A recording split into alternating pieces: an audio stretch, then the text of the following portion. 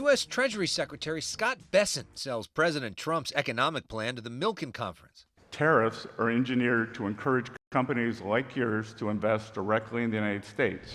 Political strategist Frank Luntz says the economy is key for President Trump's political future. He rises and falls based on affordability. If the public sees that they have more money in their pockets and bank accounts, he does well. The U.S. government, CMS, is open for business. Dr. Mehmet Oz runs the Center for Medicare and Medicaid Services for President Trump. In terms of Medicare, there's so much reporting out there that President Trump wants to cut Medicare, and you're saying that's not true, it's not going to happen. In every scenario that I've seen, the president wants to protect Medicare. He said it.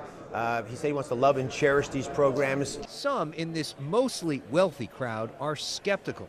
Progressive New York Times columnist Nicholas Kristof senses it in the group. I think there had been a view that markets were going to keep him in check.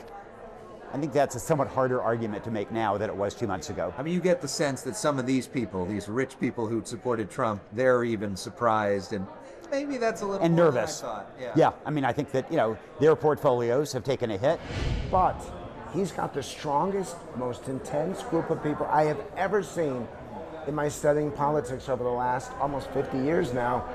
There are some people who supported Trump that don't care whether the market's up or down, they're going to back him anyway. That we haven't seen before.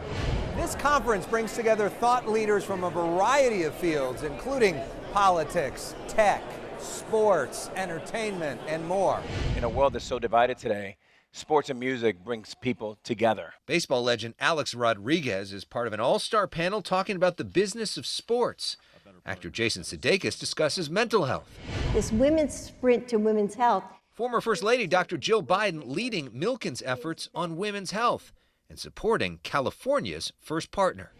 We're experiencing it with our children, with our grandchildren. Jennifer Siebel Newsom leading a discussion about Jonathan Haidt's best-selling book, The Anxious Generation, and reflecting on her efforts to get California's kids to put down their phones. Our children should not be given devices at the earliest of ages. They should not be exposed to social media until they're 16, and that there needs to be a collective effort. It's a holistic approach to raising children that's about more time in our state parks, more time in our public libraries, more of the community school model. I applaud you of showing us the best of our humanity.